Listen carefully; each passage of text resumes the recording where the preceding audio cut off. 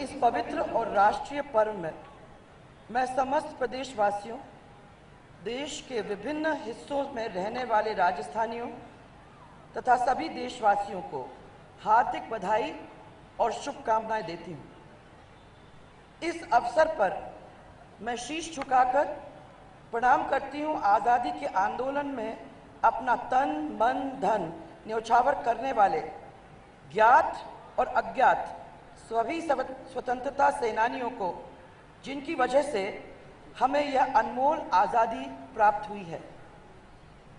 मैं विनम्र श्रद्धांजलि देती हूँ हमारी अंतर्राष्ट्रीय सीमा की सुरक्षा में शहीद हुए सेना और अर्धसैनिक बलों के जवानों को, आंतरिक सुरक्षा में न्यौछावर हुए पुलिस के जांबाज सिपाहियों को, जिन्होंने हमारी सुरक्षा को बरकरार रखने के लिए अपनी कुर्बानी दी। मैं प्रणाम करती हूँ गोविंद गुरु के नेतृत्व में मानगढ़ धाम पर शहीद होने वाले उन आदिवासी भाइयों को, जिन्होंने इसी धरती पर सच्चाई के लिए जलियांवाला बाग जैसी बड़ी शहादत दी। मैं नमन करती हूँ बिजोलिया आंदोलन के सूत्रधार साधु सीताराम, विजय सिंह पथिक और माणिक्यलाल वर्मा जैसे आज़ादी के वीर सपूतों को, जिन्होंने हमारी आज़ादी के लिए अपना जीवन न्यौछावर कर दिया। मैं श्रद्धा सुमन अर्पित करती हूँ आज़ादी की लड़ाई में आहुतियाँ देने वाली हमारी उन बहनों को, जिनकी शहादत आज भी हमारे लिए प्रेरणादायक है। ऐसी बहनें शकुंतला देवी त्रिवेदी, प्रभावती देवी, रामकोरी देवी, नारायणी देवी, शांता त्रिवेदी, भगवती देवी बिश्नोई, सत्यवती शर्मा, लक्ष्मी देवी आचार्य थीं। ऐसी महिला स्वतंत्रता सेनानियों के त्याग और संघर्ष को मैं सलाम करती हूँ।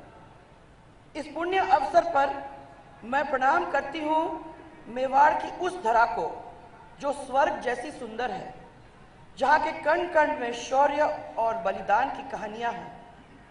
यह धरा कोई साधारण भूमि नहीं है। महाराणा प्रताप की जन्मस्थली रही इस धरती पर हुआ ऐतिहासिक हल्दी घाटी युद्ध मातृभूमि की रक्षा के लिए हमें आज भी प्रेरित करता है। ऐसी पवित्र माटी को मैं शत शत नमन करती हूँ। यह वीर प्रसूता धरती पन्ना धाय और हाड़ी रानी के बलिदान की भूमि है। यह अष्टछाप कवियों और मीराबाई की भक्ति स्थली है। यह भगवान श्रीनाथ जी, एकलिंग जी, ऋषभदेव, माँ त्रिपुर सुंदरी, बेणेश्वर धाम, देव सोमनाथ, चारभुजा जी और सांवलिया सेठ की पवित्र धरती है, जहाँ आकर सबका मस्तक श्रद्धा से स्वतः ही झुक जाता है। आज मेवाड़ की इस पवित्र धरा पर आप सबके बीच आकर 15 अगस्त 2006 की यादें ताज़ा हो गई हैं। यही स्थान था, यही उत्सव था और यही मौसम था। प्रदेशवासियों के साथ संभाग स्तर पर राष्ट्रीय पर्व मनाने की एक नई शुरुआत हमने पिछले कार्यकाल में की थी, लेकिन ये परंपरा पिछले 5 वर्षों में पुनः राजधानी तक केंद्रित हो गई। प्रदेश की खुशहाली और विकास में सभी की भागीदारी सुनिश्चित करने के पावन उद्देश्य से हमारी सरकार ने यह परंपरा फिर से शुरू कर दी है। हमारी सोच है कि आज़ादी के 67 साल बाद भी जीवन की मूलभूत सुविधाओं से वंचित रहे लोगों के चेहरे पर मुस्कान आ जाए, उनके जीवन में एक नया सवेरा आए।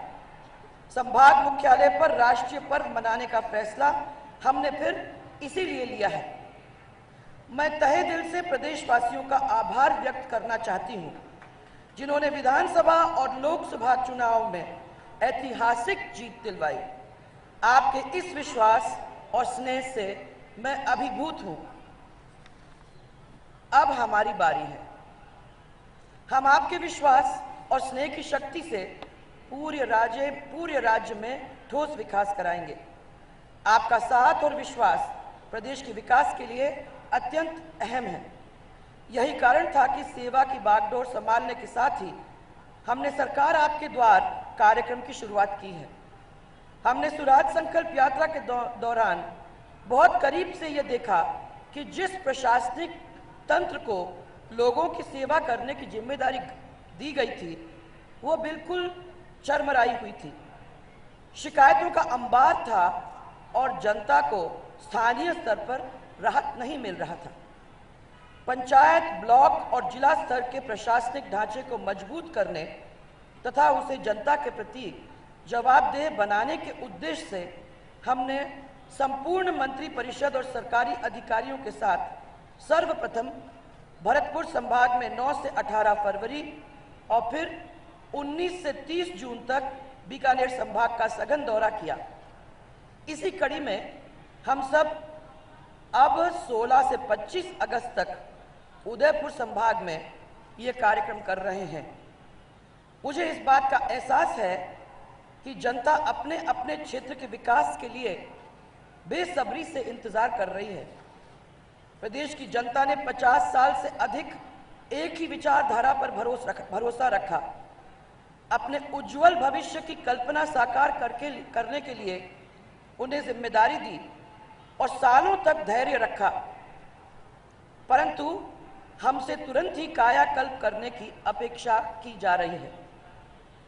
आपकी बेसब्री और सरकार से अपेक्षा, आकांक्षा और अभिलाषा यह हमारे लिए एक चुनौती है जिसे हम स्वीकार करते हैं, लेकिन आपको हमें समय देना होगा, हमारे साथ धैर्य रखना होगा और ये धैर्य 50 साल का नहीं होगा। हम 5 साल में निश्चित तौर पर आपको परिणाम देंगे। आज प्रदेश के सामाजिक और आर्थिक आधारभूत संरचना की स्थिति किसी से छिपी हुई नहीं है। मैंने पहले भी बार बार कहा है और मैं पुनः आज दोहराना चाहती हूं कि हमारे लिए सत्ता सुख का नहीं, सेवा का माध्यम है। हमारा ध्येय है सब जन उत्थान, सब जन विकास। आपके सपने हमारे सपने हैं और ये सपने सच होंगे। मुझे ये भी एहसास है कि कुछ लोग विकास की राह में बाधाएं उत्पन्न करना चाहते हैं। हमारी पिछली सरकार के आखिरी 3 सालों में भी कुछ व्यक्तियों ने इसी तरह हम सबका ध्यान बांटने की कोशिश की थी। ऐसे ही कोशिश आज भी हो रही है जो प्रदेश के विकास के लिए अवरोधक है, लेकिन इस बार हम सब उस चीज को समझते हैं, इसलिए हम विकास को अवरुद्ध करने वाले किसी के भी ऐसे मंसूबों को कामयाब नहीं होने देंगे। मैं इस विषय पर नहीं जाना चाहती कि इन 50 साल में क्या क्या हो सकता था और क्या क्या नहीं हुआ, सपने क्यों टूटे।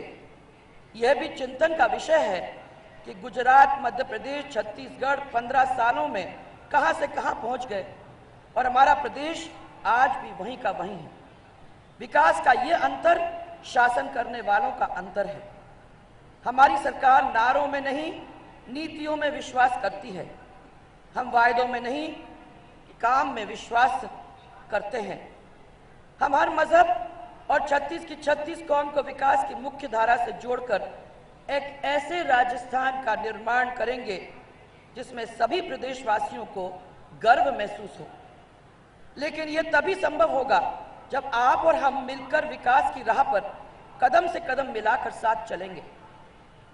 विकास की इस राह को आसान बनाने के लिए ही मैंने 14,000 किलोमीटर लंबी स्वराज संकल्प यात्रा तय की थी। मैंने हर व्यक्ति के दुख दर्द को बहुत करीब से महसूस किया था और संकल्प लिया था कि मैं राजस्थान की दिशा और दशा दोनों बदलूंगी।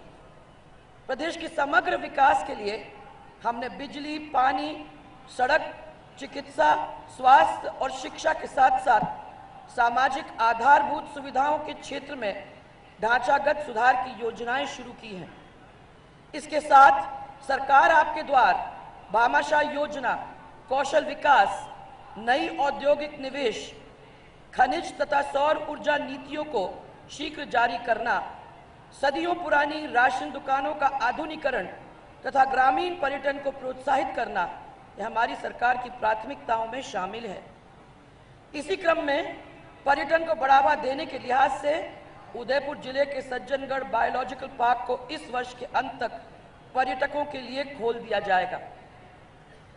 प्रतापगढ़ जिले में गौतमेश्वर मेला, भंवर माता मेला, सीता माता मेला और अंबा माता मेलों का प्रबंधन राज्य मेला प्राधिकरण के अंतर्गत किया जाएगा। अरनोद तहसील में स्थित गौतमेश्वर महादेव मंदिर के पर्यटन स्थल के रखरखाव हेतु विशेष तकनीकी और वित्तीय सहायता दी जाएगी। हमारी सोच है कि हम प्रदेश के दूर दराज इलाकों में रहने वाले लोगों का भी विकास और उन तक उजियारा पहुंचाने का प्रयास करेंगे। विकास का ऐसा उजियारा जिससे गरीब को उन्नत जीवन मिले, वृद्ध को संबल मिले, विशेष योग्य जनों को आत्मबल मिले, किसानों को अन्नदाता होने का गौरव मिले, युवाओं को सम्मान से जीने का हक मिले और नारी को सशक्त होकर आगे बढ़ने का रास्ता मिले और हम सभी विकास में भागीदारी बने। एक बेहतर समाज के निर्माण के लिए नारी को सशक्त और आत्मनिर्भर बनाने की जरूरत है, क्योंकि नारी का सशक्तिकरण समाज का सशक्तिकरण है और राजस्थान का सशक्तिकरण है। इसी उद्देश्य से मैं आज स्वतंत्रता दिवस के इस पवित्र मौके पर प्रदेश में नए सिरे से भामाशाह योजना लागू कर रही हूं। इसके लिए हमारी सरकार ने इस वर्ष 600 करोड़ रुपए का प्रावधान रखा है। इस योजना में राज्य के सभी अर्थात लगभग 1.5 करोड़ परिवारों की महिलाओं के नाम से बैंक खाते खोले जाएंगे और इसके साथ साथ परिवार को भामाशाह कार्ड भी दिए जाएंगे। सरकार की विभिन्न योजनाओं के माध्यम से परिवार को मिलने वाले सभी नगद लाभ सीधे इसी खाते में जमा होंगे। इस कार्ड का उपयोग नगद के अलावा अन्य योजनाओं के लिए भी किया जा सकेगा। इससे महिलाएं सशक्त, समर्थ और स्वावलंबी बनेंगी और फाइनेंशियल इंक्लूजन को भी बढ़ावा मिलेगा।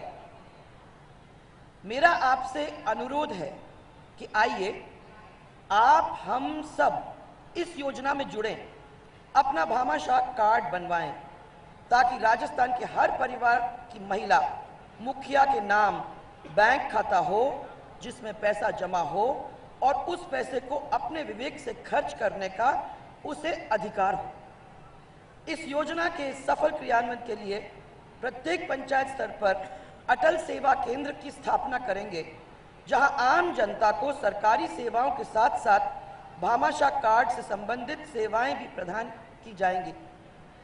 बिजली शहरों में ही नहीं, अब गांव में भी एक अहम जरूरत बन गई है।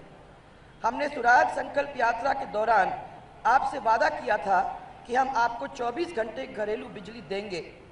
मुझे खुशी है कि हम इस दिशा में निरंतर आगे बढ़ रहे हैं। आज शहरी आबादी की तरह ग्रामीण क्षेत्र की अधिकांश आबादी में शहरों की तरह घरेलू बिजली मिलने लगी है। निकट भविष्य में पूरे प्रदेश को 24 घंटे घरेलू बिजली मिलने लगेगी।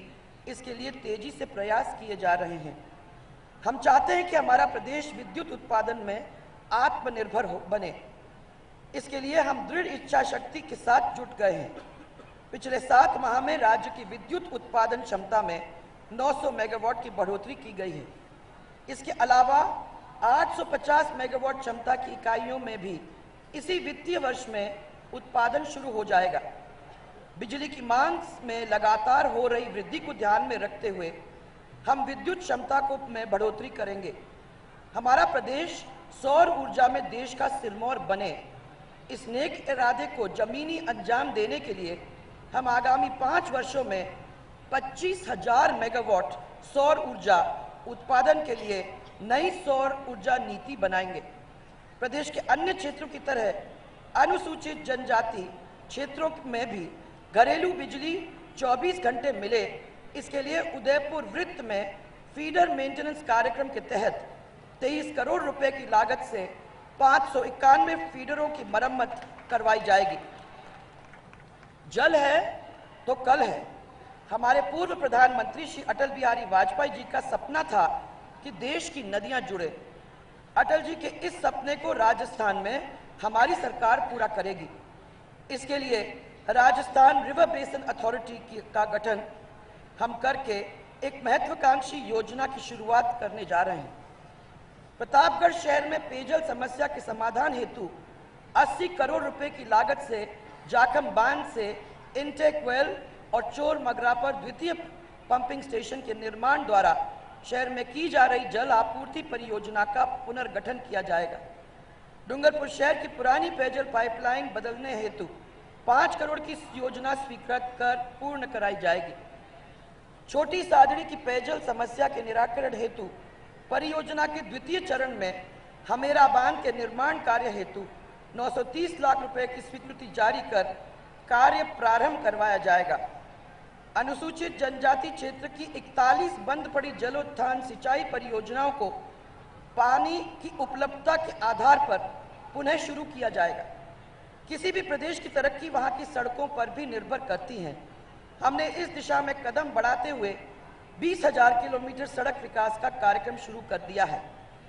नई सड़कों के निर्माण के साथ साथ व्यापक स्तर पर 1 लाख किलोमीटर सड़कों की मरम्मत का कार्य भी किया जा रहा है। सड़कों के विकास की त्वरित गति से प्रदेश का आर्थिक और सामाजिक विकास संभव हो सकेगा। गत शासन काल में हमने 1,000 किलोमीटर से अधिक के नॉर्थ साउथ कॉरिडोर को विकसित किया था। अब हम 5,000 करोड़ रुपए की लागत से राज्य के 6 प्रमुख मार्गों की 1,000 किलोमीटर लंबाई की सड़कों का ईस्ट वेस्ट कॉरिडोर विकसित करेंगे। राष्ट्रीय राजमार्ग 113 प्रतापगढ़ और छोटी सादड़ी शहर के मध्य से गुजरता है। हम इस समस्या को भली भांति जानते हैं। इसका हल बाईपास है, जिसके लिए हमने कार्रवाई शुरू कर दी है। उद्योग किसी भी देश और प्रदेश की अर्थव्यवस्था की रीढ़ होती है और राज्य की आर्थिक मजबूती का आधार होते हैं। इस महत्व को समझते हुए हम बड़े औद्योगिक निवेश के लिए अनुकूल वातावरण बनाने और युवाओं को पर्याप्त रोजगार प्रदान करने के उद्देश्य से राज्य में नई निवेश प्रोत्साहन नीति जारी करने जा रहे हैं। हमारा लक्ष्य है कि अगले 5 वर्ष में 1,000 करोड़ रुपए से अधिक का निवेश कृषि और खाद्य प्रसंस्करण क्षेत्र में किया जाएगा। नई निवेश नीति के साथ दिल्ली मुंबई इंडस्ट्रियल कॉरिडोर के शीघ्र विकास पर भी पूरा ध्यान दिया जा रहा है। अलवर जिले के गिलोट में सिरेमिक और ग्लास उद्योग की स्थापना के लिए सिरेमिक जोन की स्थापना की जा रही है। राज्य सरकार ने electronic system design and manufacturing के अलावा आईटी, टेक्सटाइल और डेयरी को थ्रस्ट सेक्टर घोषित किया है और भिवाड़ी में 120 करोड़ रुपए की लागत से tool room cum training centre की स्थापना की जाएगी। आप तो जानते ही हैं कि बढ़ती आबादी के कारण सरकारी क्षेत्र में रोजगार के अवसर अब सीमित हो गए हैं। इसलिए हमने निजी क्षेत्र में भी रोजगार के अवसर उपलब्ध करवाने के लिए अपने प्रयास तेज कर दिए हैं। हमारा वायदा था कि हम 15 लाख युवाओं को रोजगार के अवसर दिलाने के लिए उन्हें प्रशिक्षण देंगे और इसके लिए युवाओं को कौशल प्रशिक्षण और आवश्यक वित्तीय और तकनीकी सहायता उपलब्ध कराई जाएगी, जिससे वे आत्मनिर्भर बन सके। हमारे युवा दक्ष और प्रशिक्षित होंगे तो उनके लिए नौकरियों की कोई कमी नहीं रहेगी। उसी उद्देश्य को लेकर पहले चरण में इस वर्ष 1,70,000 युवाओं को रोजगार के अवसर उपलब्ध कराने के लिए कौशल प्रशिक्षण दिलवाने का हमारा लक्ष्य है। इसके लिए 223 करोड़ रुपए की लागत से 40 कंपनी के साथ MOU हो चुका है। राजस्थान देश का पहला राज्य है जहां हम आजीविका मिशन के तहत पहला आजीविका स्किल सेंटर स्थापित करने जा रहे हैं। आपको जानकर खुशी होगी कि यह सेंटर उदयपुर में ही स्थापित किया जा रहा है। इस क्षेत्र में पूरा देश अब राजस्थान की ओर देख रहा है। राज्य कौशल विकास के क्षेत्र में पहले की तरह अब भी देश को नेतृत्व प्रदान कर रहा है। हमने श्रमिकों के हित तथा उनके कौशल विकास और रोजगार के लिए नए अवसर सृजित करने के उद्देश्य से श्रम कानून ऐसे ही अन्य कानून में भी आवश्यक संशोधन करने की पहल की है। इसके अलावा हम रोजगार कार्यालयों को करियर सेंटर के रूप में विकसित कर रहे हैं। हमने अपने बजट में स्किल यूनिवर्सिटी स्थापित करने की भी घोषणा की है और युवाओं को नौकरी चाहिए और नियोजकों को स्किल युवा चाहिए, इसका हम इंतजाम करने जा रहे हैं। युवाओं का कौशल कार्यक्रम हमारी सरकार का एक मुख्य उद्देश्य है और मैं राजस्थान के स्वाभिमानी नौजवानों को आश्वस्त करती हूं कि हम इन 5 सालों में 15 लाख युवाओं को रोजगार दिलवाकर ही चैन से सांस लेंगे। मैं इस पावन अवसर पर पुनः स्पष्ट करना चाहती हूं कि राज्य सरकार द्वारा इस दिशा में उठाया गया हर कदम नागरिकों को सस्ती, सुलभ और बेहतर सेवाएं प्रदान करने के उद्देश्य मात्र से प्रेरित हैं।